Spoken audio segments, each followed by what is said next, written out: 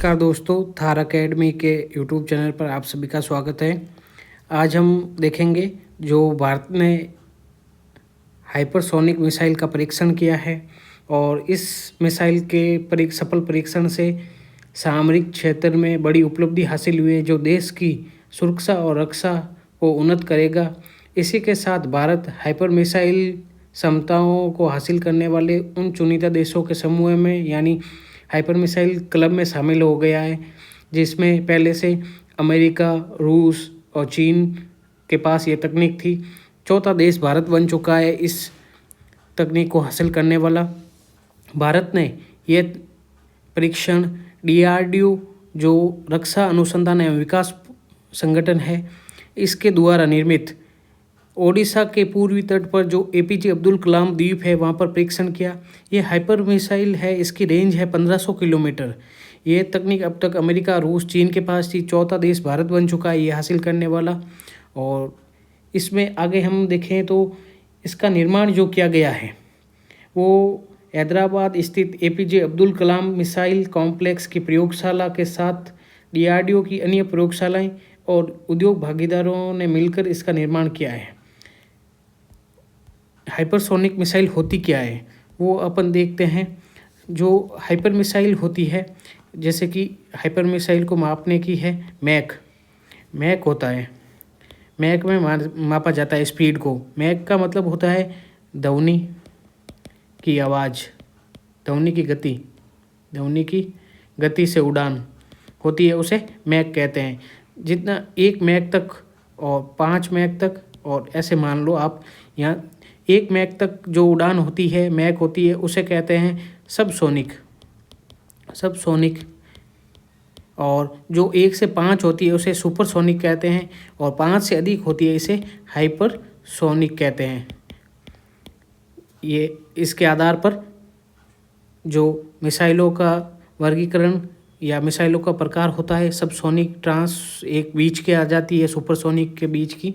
पर मेजरली आप ध्यान रख सकते हो, सबसोनिक, सुपरसोनिक और हाइपरसोनिक 3 तरह की मैक के आधार पर गति मापी जाती है। ध्वनि की गति की उड़ान से ये उड़ान भरती है।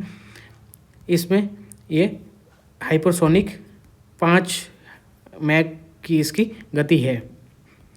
बैलिस्टिक मिसाइल्स यहाँ पर अब बात आ गई है तो हम जान लेते हैं बैलिस्टिक मिसाइल होती क्या है।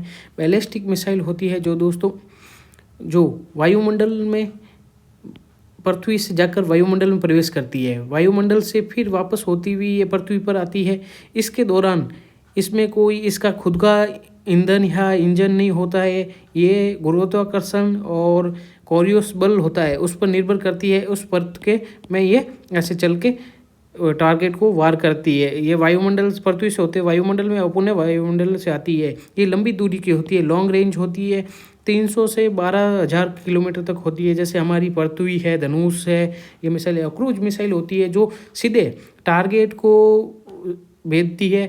जैसे कि पृथ्वी के समांतर चलती है, रडार में पकड़ कम आती है, तीव्र होती है इनकी दिशा को। और जबकि बैलिस्टिक मिसाइल की दिशा को एक बार छोड़ने के बाद बदला नहीं जा सकता, गति को कंट्रोल नहीं किया जा सकता। जबकि क्रूज मिसाइलों की गति और जो दिशा है उसे बदली जा सकती है, क्योंकि इसमें इसका क्रूज मिसाइलों में इनका इंजन लगा होता है और उसकी वजह से किया जा सकता है। पर ये कम दूरी की होती है, जैसे कि 1000 किलोमीटर तक। हमारी एक मिसाइल है ब्रह्मोस जो रूस के साथ मिलकर बनाई है, इससे आप ये समझ सकते हो। फिर हाइपर मिसाइल है, इनमें 2 प्रकार होते हैं। वह मिसाइल जो क्रूज मिसाइल है, हाइपरसोनिक क्रूज मिसाइल, इसे कहते हैं HCM। ये जो अपनी उड़ान के दौरान रॉकेट या जेट प्रणोदक का उपयोग करती है। जैसे स्क्रैम जेट इंजन है, इसका प्रयोग करती है ईंधन के रूप में। और स्क्रैम जेट है ना, ईंधन के रूप में वायु का इस्तेमाल करता है, वायु का प्रयोग करता है दोस्तों। और दूसरी होती है हाइपरसोनिक ग्लाइड व्हीकल HGV, जो लक्ष्य को भेदने के लिए एक परंपरागत रॉकेट होता है और इनका लक्ष्य ग्लाइड होता है दोस्तों। इसी के साथ ये परीक्षण किया गया था। और ये बैलिस्टिक मिसाइल जो इस मिसाइल की है खूबियां हम जाने तो इन खूबियों में ये कम दूरी, कम ऊंचाई पर कम ऊंचाई पर उड़ सकती है। जो मिसाइल का परीक्षण किया गया है कम और लंबी दूरी पर टारगेट कर सकती है, लॉन्ग रेंज है ये और कम ऊंचाई पर उड़ती है। इसकी वजह से ये रडार प्रणालियों में पता लगाना इसका मुश्किल होता है। इस मिसाइल में जो तकनीक प्रयोग की है वो है एरोडायनेमिक्स कार्य प्रणाली। ये क्या होती है?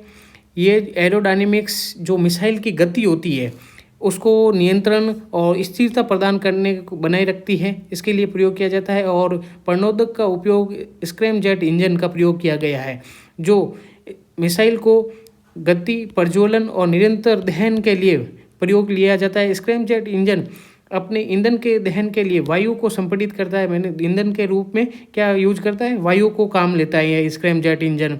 ये एयर ब्रीदिंग जेट इंजन होता है। और तीसरी टेक्नोलॉजी इसमें काम ली गई है जो थर्मोस्ट्रक्चरल प्रणाली है। वो ये थर्मोस्ट्रक्चरल नाम से पता चलता है, थर्मो यानी जो वातावरण में वायु तापीय उच्चतम चरम हायर जो सीमा होती है उसका भी सामना ये कर सकती है। और ये भारी भरकम परमाणु पेलोड वगैरह ले जा सकती है ये मिसाइलें। तो